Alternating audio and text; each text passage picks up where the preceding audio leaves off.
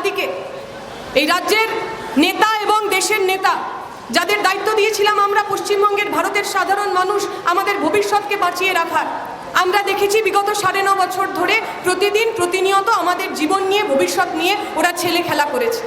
আজকে কলকাতায় নরেন্দ্র মোদী এসেছেন, সাংবাদিক বন্ধুরা জিজ্ঞেস করছি, তিনি নাকি বারাসাতের ময়দান থেকে বলেছেন মহিলাদের কথা, মহিলাদের বাঁচাতে হবে, মহিলাদের সম্মানের কথা, সন্দেশখালির কথা উনি বলেছেন। ভালো কথা, দেশের প্রধানমন্ত্রী মহিলাদের ওপর নির্যাতন হবে, গণধর্ষণ হবে, তার বিরুদ্ধে কথা বলবেন, ভালো কথা।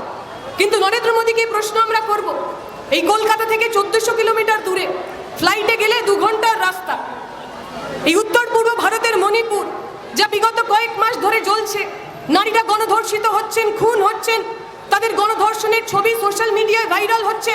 নরেন্দ্র মোদী পশ্চিমবঙ্গে আসতে পারেন, সন্দেশখালি দেখতে পারেন, মণিপুর নিয়ে একটা কথা বলেন না কেন? নরেন্দ্র মোদী সন্দেশখালি নিয়ে কথা বলতে পারেন, পশ্চিমবঙ্গে এসে মিটিং করতে পারেন, মণিপুরে যেতে পারেন না কেন? মণিপুরের মহিলারা মহিলা নন?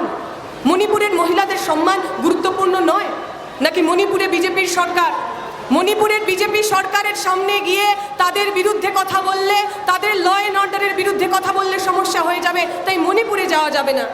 বিজেপি বিরোধী যা যা সরকার রয়েছে সেই রাজ্যে গিয়ে উনি বড় বড় কথা বলবেন। আমরা পশ্চিমবঙ্গের ছাত্র যুবরা বলছি, আমরা যদি সন্দেশখালির বিরুদ্ধে রাস্তায় নেমে থাকি, আমরা যদি সন্দেশখালির বিরুদ্ধে ওই জেলে যেতে যদি না ভয় পাই, তাহলে ওই হাথরাস উনাওকা যারা করলো, আইআইটি বিএচির মধ্যে যারা গণধর্ষণ করলো, তাদের বিরুদ্ধে লড়াই করার জন্য আমরা পিছপা হব না। নরেন্দ্র মোদীরা জেনে নিন, নরেন্দ্র মোদীরা জেনে নিন, কেন্দ্রীয় শিক্ষানীতির নামে আমাদের দেশ বেচার যে কাজ ওরা করছেন, এই পশ্চিমবঙ্গের ছাত্ররা সে কাজ হতে দেবে না। পশ্চিমবঙ্গে মমতা ব্যানার্জি নরেন্দ্র মোদীর পথ অনুসরণ করে যে শিক্ষানীতি আমাদের ওপর চাপিয়ে দিচ্ছেন, সেই শিক্ষানীতি আমরা মানব না।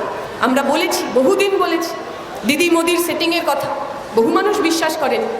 আজকে ওদের এক এমএলএ তিনি বলছেন যে সুদীপ বাবুর সঙ্গে নাকি বিজেপির সেটিং আছে, তাই উনি তৃণমূল ছেড়ে বিজেপিতে চলে যাচ্ছেন। মানে अजीब चीज़ है ये तृणमूल, जितना भी कोशिश करो बीजेपी के लिए प्यार इनका छुपता ही नहीं, कहीं ना कहीं से निकल जाता है। अजीब चीज़ है ये लोग, अजीब चीज़ है ये लोग। इनके अंदर का जो सेटिंग है, जब जब जरूरत पड़ता है किसी ना किसी को ये लोग बलि चढ़ा देते हैं। যখনই দরকার পড়ে ভাইপোকে বাঁচানোর, পিসিকে বাঁচানোর কাউকে না কাউকে একটা বলি দিয়ে দেন। আমরা বলছি পশ্চিমবঙ্গের বুকে, ভারতের বুকে এই সেটিংয়ের রাজনীতি আর চলবে না। আমরা চাই আমাদের অধিকারের কথা, আমাদের বেঁচে মরা, আমাদের বাঁচিয়ে রাখার কথা সোচ্চারে বলতে।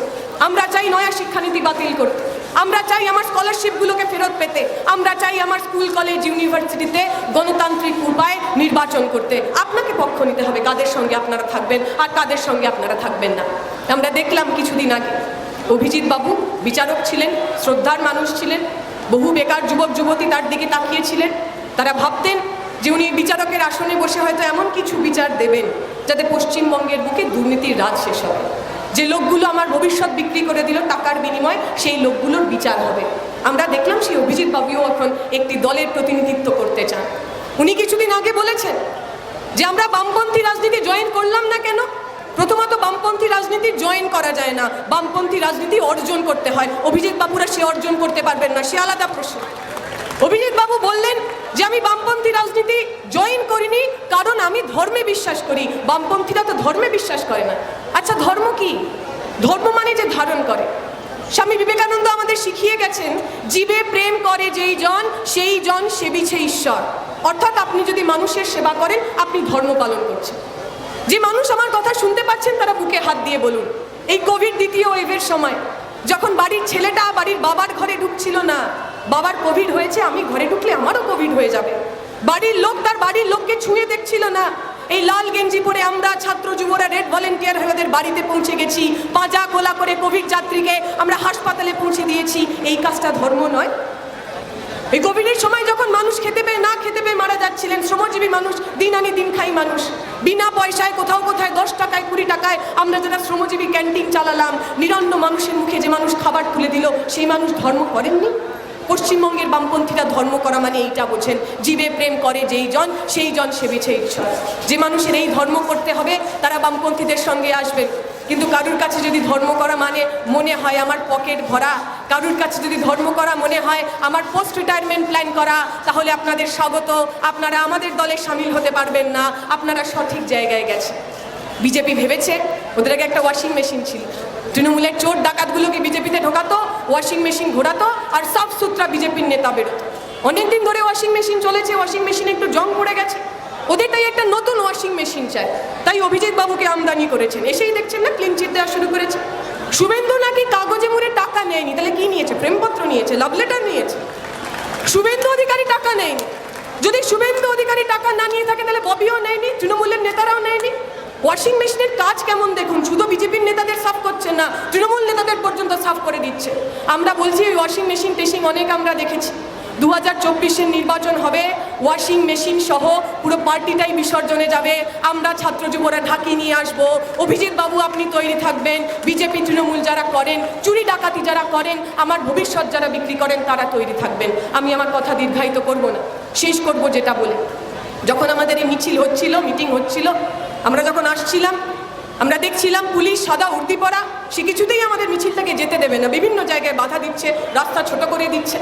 কিছুক্ষণ পর দেখলাম তার 10 সেকেন্ড পর আমাদের কর্মীরা এই সাদা লাল ঝান্ডা নিয়ে রাস্তায় নেমে গেল। ওই গাড়ি টাড়ি ট্রাফিক তারা নিজেরাই ঠিক করে দিল। কলকাতা পুলিশকে আমরা বলতে চাই, আমরা তৃণমূল ছাত্র পরিষদ নই, আমরা আপনার দেখানো পথে চলবো না, আমাদের রাস্তা আমরা নিজেরা তৈরি করে নেব, আপনাদের দায়িত্বে আপনাদের ভরসায় আমরা আন্দোলন করতে আসিনি। আমি যে কথা বলে শেষ করব, যখন এখানে মিটিং চলছিল, বাদিকে দেখছিলাম কলকাতা ইউনিভার্সিটির স্টুডেন্ট কিনা তারা আমি জানি না, তৃণমূল ছাত্র পরিষদের পতাকা নিয়ে এদিকে ঘোরাফেরা করছিল। ভালো কথা, পশ্চিমবঙ্গের বুকে রাজনীতি করবেন, তা নিয়ে কোনো অসুবিধা নেই। কিন্তু আপনাদের যদি মনে হয় এখানে ঝান্ডা নিয়ে ডান্ডা নিয়ে চোখ রাঙাবেন, গরম দেখাবেন, এবং তাতে এখানে যারা বসে আছে তারা ভয়ে ডর পাবেন, আমরা বলছি এইসব করে তো বিশেষ লাভ নেই। যদি এতই মনের মধ্যে সাহস থাকে, যদি এতই শিরদাঁড়াতে জোর থাকে, তাহলে কলকাতা ইউনিভার্সিটির মধ্যে ডিবেট করে দেখান।